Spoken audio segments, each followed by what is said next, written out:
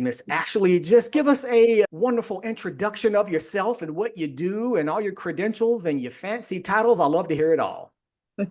So I'm Ashley Ancy. I'm a board certified nurse practitioner, adult gerontology. I own my own med spa. I focus on weight loss, but long-term wellness, brain and body whole wellness. So I don't just preach weight loss. I help you change your mental as well. So that way you can keep the weight off long-term. So I am working on becoming a Pilates and yoga instructor so I can run my own classes for my private community. So a little bit of everything, but mainly just about health and wellness and just being the best person you can, because at some point you're going to get older and those chronic health conditions will kick in. So my goal is to get you at a younger age to explain it to you now. So that way, when you get older, you're not dealing with all of that. Yes, I love that because that is my exact same mantra, and ethics is like, we always worry about what's in front of us. And then I'm like, okay, what about when that youth starts to wear out, Exactly. And I love your theory on that is like long term. And that's great. What got you into opening your own practice? What was that turning point where you're like, I'm going to do this? I've always known that I would have my own business. I didn't know what I was going to end up doing. I started in nursing when I was 18. I was a CNA and I got my LPN in 2013, roughly. I just knew I'm going all the way. I'm getting my nurse practitioner. And from there, I'm just going to have my own practice. If I was going to do primary care or whatever. But as I started to work with the elderly in the nursing homes, I've dealt with hypertension, diabetes, high cholesterol, people not exercising and all of that. So, and I noticed that people were like, if I would have known this when I was 30 years old, I would have taken care of myself a lot better. So that's when I'm like, I can create a practice where I help people lose weight, but I focus on wellness and, the whole aspect versus just looking good in your swimsuit for your, cruise you're going on. So I love that. I mean, that is so smart. And that's kind of why I did it too. I mean, like I said, I love your theory. And that's why I actually opened up my practice too. If you were to pick, thinking about some things that most entrepreneurs in the healthcare space don't know, what do these medpreneurs not know that you wish you would have known when you first started? I would say just because you go and get a space and buy all this equipment does not mean people are going to be knocking your door down. People don't know who you are. You got to do brand awareness. You got to give people a reason to come to you versus the person next door. So just because you get this space does not mean that people are going to knock your door down. You have to promote and put yourself out there. And I had a hard time with that because I am shy, but I had to come out of my shell and just, this is my business. This is my baby. And if I want it to work, I got to get out there and get in the community. So a lot of serving. I did a lot of serving. That's great. That's why you're going to be and are a killer entrepreneur, because that's that servant leader mentality. Yes, do all that. You have earned that, right? Because you're a servant leader. What does that mean exactly? Is doing before you get done for. That's right. All the time. Yeah. Adding value into every space, every relationship, every patient encounter, all of your students, everything. Yes. And so that's kind of where you are with it. And that's a great thing. And that's why you're going to see success. And you and I talked before about some of the pitfalls you had and how you handled them. Do you mind sharing that a little bit? No. So last year I started out in a space that was 450 square feet. I had 2 rooms. It was fine. I loved it, but I started to grow and I bought equipment and I didn't have enough rooms to have one person running over here and have this machine going over there. So I looked into getting a new space, had a new landlord, and my space ended up having a water leak. And I didn't know about it until it started to rain, because in Ohio, it's snowing, and I moved in January. So there was no rain, but come March, it starts raining. And I'm like, is it getting wet in here? Because I kept hearing like a duh, duh, duh. And I'm like, oh my God. So I check and there's this big, huge leak in the back, pull down the tiles, and it's pretty much like raining in my space. And I'm not kidding when I say raining. I mean, I have video raining, and I'm like, oh my gosh. So reaching out to the landlord, he ignores me. Reached out to the property manager. She's like, well, we're going to work on it. We're going to get it fixed. And I'm like, when? Because I have $700,000 worth of equipment in this space that cannot get wet. It cannot get wet. So long story short, we get to probably August or September. I'm still going back and forth about this. So I decided to have it tested for mold just to see. Because I'm like, if it's getting wet in here, it's probably been getting wet before I moved in here. Tested for mold. And it was set at 7 out of 10 for black toxic mold. So that put a whole turn on all of my plans. I was planning on being there for about 5 years and ended up having to leave And that just threw a wrench in my plans. But like I was telling you, just kind of learned to pivot. And I just turned that into my own online coaching business, which I'm about to launch in about 10 days. Oh, exciting. Tell us more about that. Switching from the medical weight loss to natural weight loss, coaching people on a 4-month basis, just helping them to understand food, moving their body, understanding that you can lose weight without meds. It's just going to take habits and you wanting to do the work to transition. But very, very excited about it because I've lost my own 60 plus pounds myself doing natural weight Wow. loss, changing my diet, moving my body more. And I've kept that off for 5+ years. I've maintained my weight doing the things that I do. So now I'm just trying to share that with the world. So that way people have these tools in their back pocket so they don't have to rely on medication. So let me understand well here. Not only are you a weight loss patient, but you're also having success while also teaching others from your journey and your struggle and just kind of doing it that way. I mean, that's incredible, huh? Correct. Yeah, I understand the struggle. I get it. I've wanted, how you say, I want to lose weight, I want to be skinny, but I never really Yeah. did anything about it. And then once I actually understood, like, okay, I actually have to change some stuff. I can't keep doing what I'm doing. And I just learned myself, I just taught myself how to do that. And now I'm like, well, now if I can teach myself, I've done it with my husband. He's lost 40 pounds just from Wow. diet and all that. So I'm like, let me just start to share this with people because I really do believe that's my calling and sharing is really treating and helping people. I can't keep it to myself. I agree. That is fantastic. I've been on my own health and weight loss journey, and my goodness, is it not the hardest thing that I've ever done in my life? But I've pushed almost 124 pounds gone to myself, right? Oh my God, that's Yeah. amazing. You're killing me. It's like double. No, no, no. I just was a 320 pound like nurse telling people to lose weight and eat Yeah. healthy. And think about how much people are going to really listen to that 320-pound nurse, right? Yeah. They're looking at you like, yeah, okay.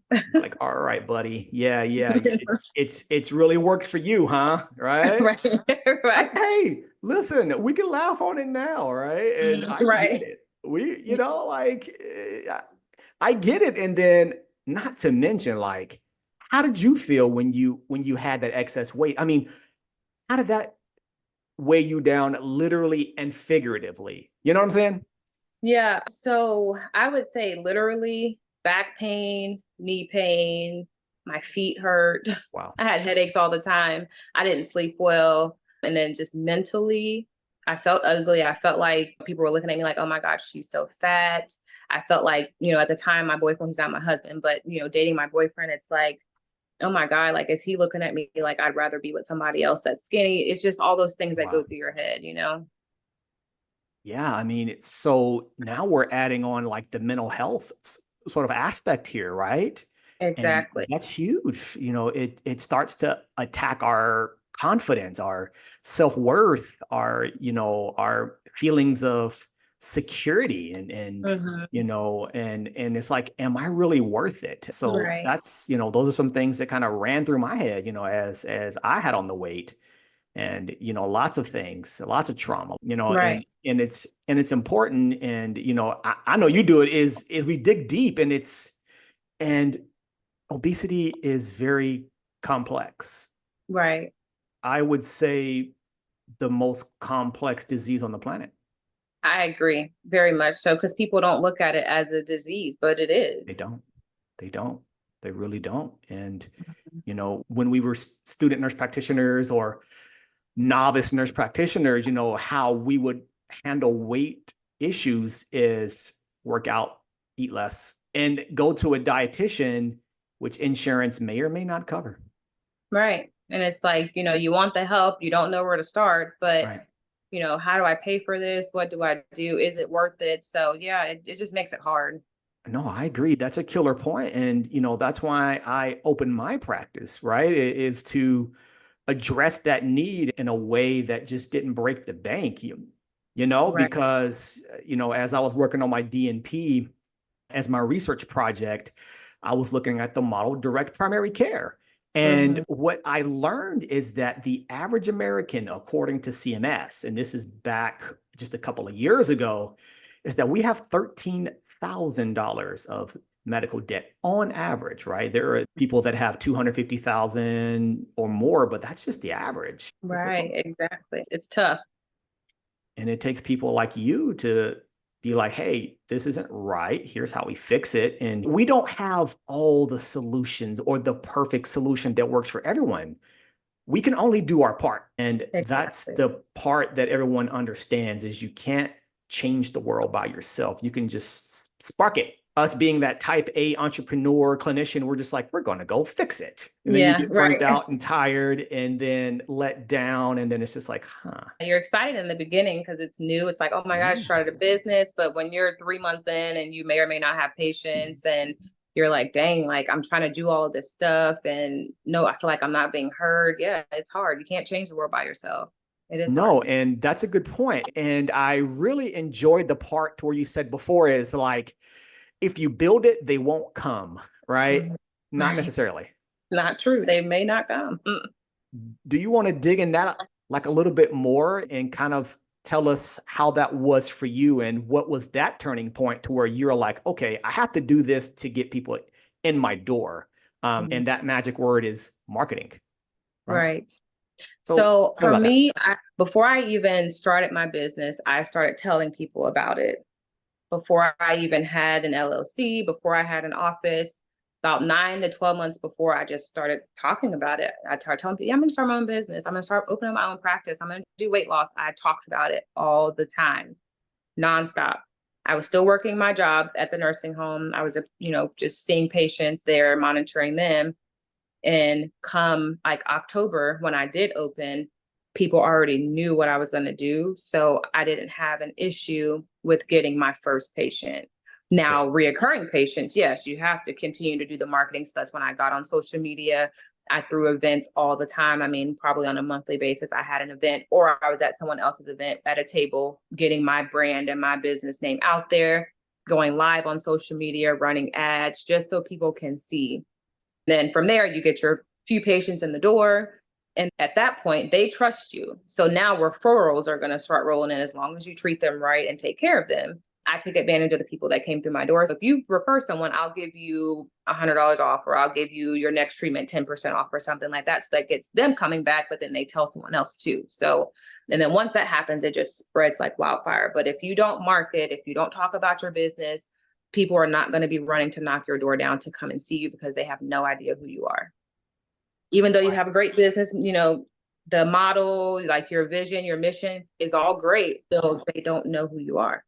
And it sounds sort of superfluous and thin, but why should they care? Why should they care about you over going to the big chain, the big box name that they do know, right? You Exactly. know, the Cleveland Clinics of the world, the larger Mm. spaces. And how did you make them care? I explained my mission and my vision, and I told them why I'm doing all of this. I explained to them where I came from, my background. And I explained to them, how old are your parents? 70, 80, 60. Okay. And what do you notice that they're going through? And they list off, well, my dad's on like 13 meds. My grandma has to stick herself multiple times a day because she's a diabetic. And I told them that is my goal for you. Because at some point, you're going to hopefully make it to 60, 70 years old. But I don't want you to be in that situation. I want you to be better than that. I want you to be healthy. I want you to be able to run after your grandkids. I want you to be able to travel with no limitations. And that is what I'm all about. So making it, I feel like that alone just kind of made them realize, like, dang, like, okay, she actually cares about me. She's not really trying to make money off of me. They come in for weight loss and I'm like, this is not a good Boom. fit for you. I've turned people Boom. away before and they're like, what? I'm like, yeah, you're gonna have to, go to someone else maybe that's willing to prescribe it to you. But people come in with blood pressure off the chart, or they drink 4 or 5 energy drinks a day and they want phentermine. I'm like, we can't do that. Like, we can't. So I've turned people away before. So it's not all about money, I really do care about the person. Right. Yeah. No, that's important. Is like you should really actually care about those you serve. Hmm. And business is really not about the money. It's about the connections, the networking, and the lives that you really touch. Hmm. And I think Exactly. you're making a fantastic pivot, moving into the space and just serving them in a different way, using your skill set. There's a lot of nurses and nurse practitioners leaving the field. And that's kind of tough. I'm like, you put so much into it. You can still use those wonderful skills to do your own thing, to teach, to Exactly. educate. Nurses are so damn good at educating, it makes no sense. We synthesize all that complex medical doctor talk, as my patients call it, right? And we just make it palatable. Okay, here's what he meant in English, and that's what you're doing. You're giving them all this great information in English. And that's where our profession just shines so well. Yeah, I And, agree with you. hats off to you for doing it in your own capacity. And then hats off again for not giving up.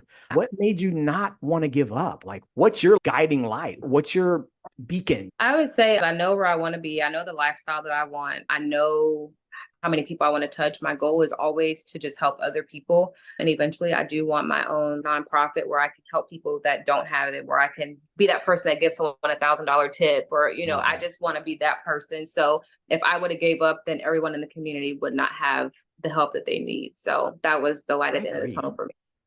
Wow, that's fantastic. Many nurses share that, right? We have good hearts. And I not all hospitals, but many hospitals know that and they take advantage of that. Would you say, or am I wrong? No, 100%.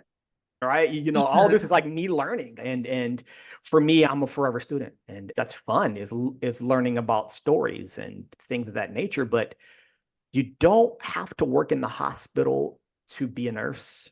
Right. You can do your own thing, even if it's just part-time. How many nurses have that like part-time side hustle gig, right? And I always encourage that, right? Yes. It's that 9 to 5 that is pretty much funding your 5 to 9. Right. I That's don't know a right. single like entrepreneur that didn't work part-time while also doing their thing, right? Oh, yeah, you have to. Brilliant. What did you notice when you left the hospital doing your own thing, being a nurse practitioner or all of that going from RN to where you are now? What did you notice? How'd you feel? Like, tell me what that was about.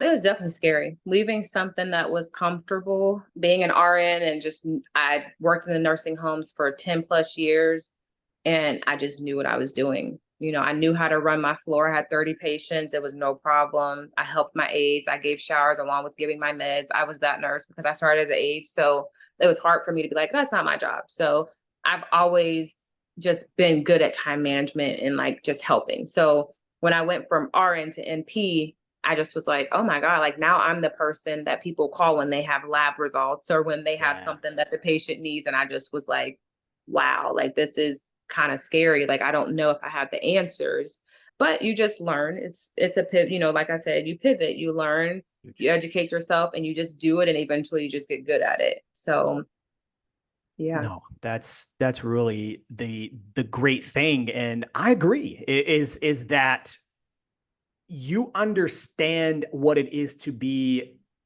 a leader. I always refer to the book called Start With Why. Simon Mhm. Sinek, I always tell them to read that book Oh, because I need to read that. that is the one thing that taught me is like being a leader is not there to do less. Really, you got to do more. Mm-hmm. You got to get in the trenches. You got to get your hands dirty. I was the one in the beginning taking out the garbage, wiping down the exam tables, answering the phones, doing the marketing. Anyone that I hire or bring on, I've done their job. I've Yep. been there. I'm not above doing the work. If I see No, something that needs to be done, I do it. absolutely. Yeah, I ran my practice by myself. So I was the one that swept the floors, mopped the floors, took out the garbage. I did Bless you. everything. Drew the blood, sent it off to lab, dropped it off at UPS. Like I did everything. Same. But, for me, I'm weird like that because I like it because of my ADHD. And if I don't have my hands in a lot of things, then I get bored. So that actually worked Mhm. out. So Yeah, until you get 100%. burned out, and then you're just like, whoa.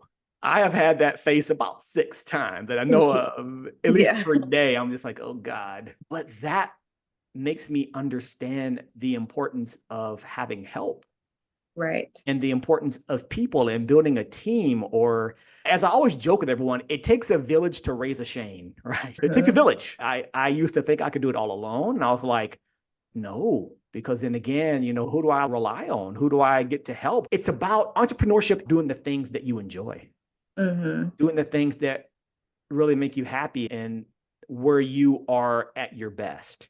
and then Right. delegating the things you don't want to do. Exactly. That's right. Yep. Delegate, Delegate. or if you're not good at it, right? Delegate.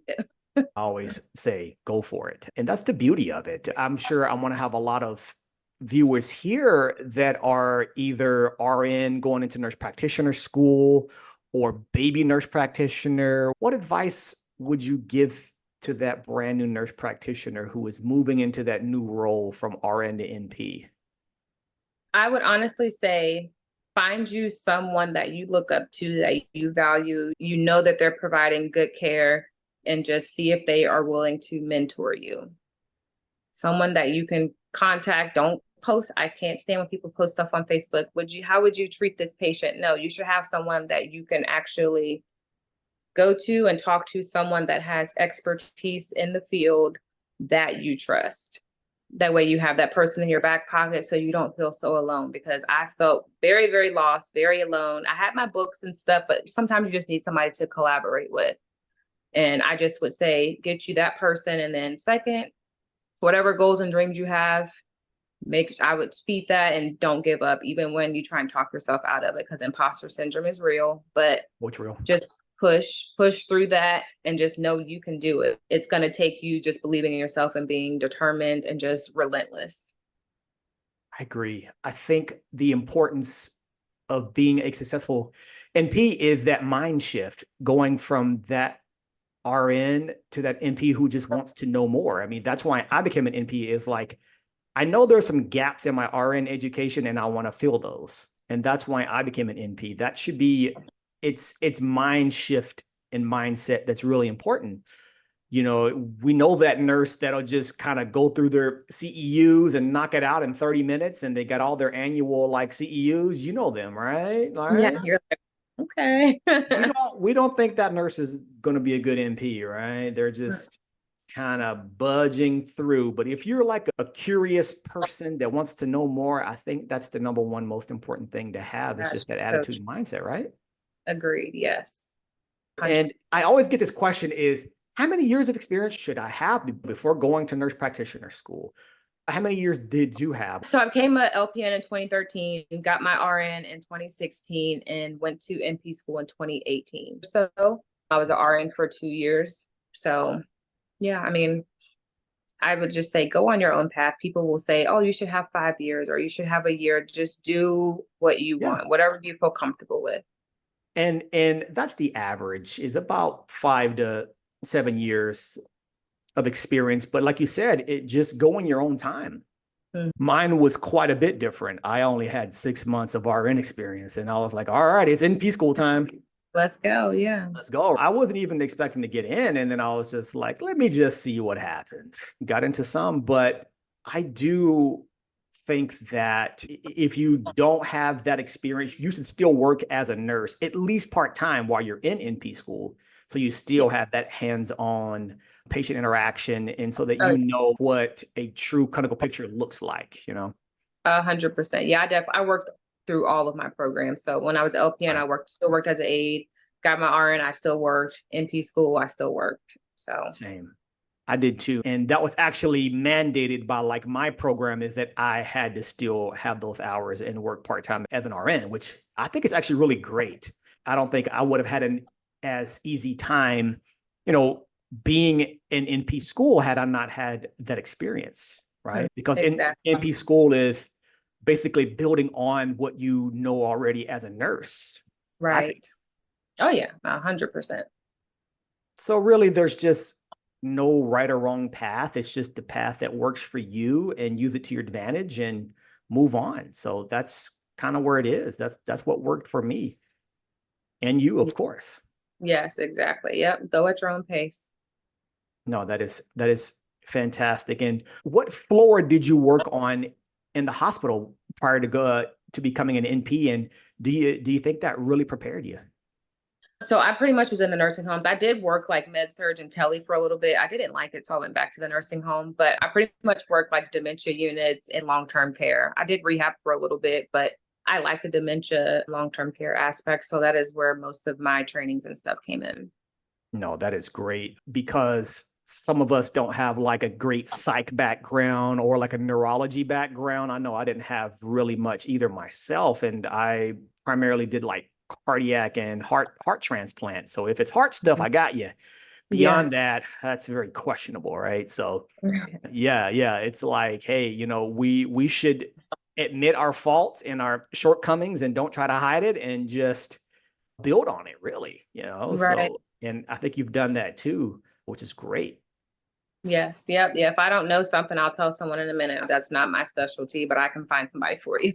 Exactly. And that's the great thing. I'm really happy you mentioned that, because I still teach part-time and always teach my students who are often in their first term of NP school or their first year. If you don't have to know everything, you just got to know where to find it, Hmm. That's right? right. I know how to find the answer. Where do you like, if you were to just go through your Rolodex of all your tools and things that have really helped you, what is the number one tool would you say that has helped you as far as treating patients and having all the information where it is? I bought this book. So I had a preceptor and he told me to grab this book called The 5 Minute Consultation. I carried that book with me everywhere, at least for the first year, because you can treat someone and do this same treatment plan, and that next person could have the same issue, and that same treatment plan will not work. This is just the way it is. My goodness. So having the 5 minute consult where I can just flip open to diabetes and it's like first line of treatment, second line, here's what to look for. I had everything laid out and this is evidence based. So I'm like, I can't do anything wrong. If I work out of this book, this is right in my eyes. So that book saved me and helped me a lot when I first started, because when you do have a mentor and you feel like you've asked them, like, I've asked this lady 20 questions today, she's probably so sick of me. Let me try and figure this out on my own. And if I cannot, like, if I can't find the answer, then I'll reach out. But let me try and have some autonomy, like, and do this myself so I can learn. So, Like that, because you're now creating those learning pathways in your brain, and that a lot of students, people, and patients want things to kind of be spoon fed to them, right? And I think it's up to you and me to make them work a little bit for it, like give mhm. them a couple of like tips and direction, and then make them come to the right thing or solution or treatment plan on their own. And I think that's Exactly. really good. I Yeah. wish all of my students were like then I wouldn't have a job. Right. Like that's just the whole point of the whole thing. So no, Right. that is fantastic. I know a lot of nurses and nurse practitioners hopefully tune in and get a lot of value here. And that's important is that we need to support our profession and each other, and we need to get rid of that nurses eat their young mentality. That's one, Yeah. right? That drives me crazy. You want to talk a little bit about that? Yeah, so working in the nursing homes, that happened a lot. Yes. New nurses coming in, especially with me. I was a new nurse, obviously, coming in, and there were just some nurses that would just deliberately, I feel like, wouldn't help you. If they saw you coming, they go the other way. When you're a new nurse on the floor, that's scary. You're taking care of people with all of these different issues. And like I said, you can do one thing for someone, and the next time you try and do it for someone else, is not the same. So having someone where you can be like, okay, like this girl makes me feel safe. I know she's not working against me. I can actually count on her. Like that's huge. And to go into a field where these people come in sometimes and they're at the worst point in their life and they're depending on you and you feel like you have no idea what you're doing. And then you also don't have support. That's hard. Jeez. I remember being a brand new nurse myself, coming from not having any medical background at all and coming from like logistics in the military. Like that didn't translate too well into healthcare other than organization, which I still struggle with. So I'll probably have to talk to you offline about that organization thing. So Yeah. appreciate you very much. Of course. That's it. But yeah, it seemed like they set the tone for the floor is like, if you work here for a year, you can work anywhere. Mm-hmm. I'm like, Yep. huh. And I learned that. Yeah. Made it 367 days, right? Yeah. That's I right. was like, all right, because people, sometimes my charge nurse would kind of yell at me for stuff that I was supposed to have known as a brand new nurse. I'm like, not quite. Not quite. And then you would hear the nurses kind of like talking amongst themselves. I can't believe Shane didn't know that. Or, instead of coming to me and like, hey, here's what's worked for me. Here's what's really helped me to understand and do this better. They didn't do that. And that was tough.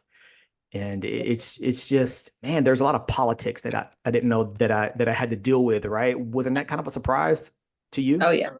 Oh yeah, lots. You Yeah. think I'm going to be a nurse. I'm going to go in and help people. No, the hardest Right. part of the job is dealing with the staff. And I'm being Right. so real. Like nursing is hard, but like there's a solution pretty much to everything. But the hardest part is dealing with the people you got to work with. Just being Right. honest. That's why you and I have become entrepreneurs so that we can create that workplace that's conducive to our Yes. colleagues and our employees and to each other, and to sort of propagate that understanding and teamwork and very collaborative environment. That's why I'm here. Oh yeah, absolutely, for sure. And I was always the nurse that would volunteer to train people because I knew that I was going to be nice to them. I was going to treat them well. I was going to take them under my wing, and they was going to actually get a good experience. That way, when they Right. went out on the floor by themselves, they didn't feel like, oh God, like I don't know what to do. They always had someone to kind of turn to. So I tried to break the cycle of being, the whole nurses eat their young. I just can't stand that. Yeah, I know it's a taboo thing, but I think we need to talk about it. It needs to stop, right? You don't 100. hear of MDs eating their young or PAs eating their young. I just want to make sure that we don't get known for that. I don't want that Right. stigma attached to us, because we deserve better and we do better and we're good people at heart. I think the reason why it all started, and this is just Shane's theory, is that it's a thought of learned helplessness, right? Long before nurses weren't seen as this great profession and we were just like the doctor's handmaiden, right? Mm-hmm. And it's learned helplessness is like, I'm going to be treated bad. So you know what? I'm going to treat others bad too. Yep. And who's That's the one that. closest to me? Oh, that's my colleagues. Yep. And she's new, so I can be mean to her. Like, Yep. no. Right. No, you get it. And I really hope these conversations are really happening more and more, is because like there's a nursing shortage. Yep. And what's really even more scary is there's even a shortage of nursing educators. Mm. So we can't educate more nurses to fill the gaps.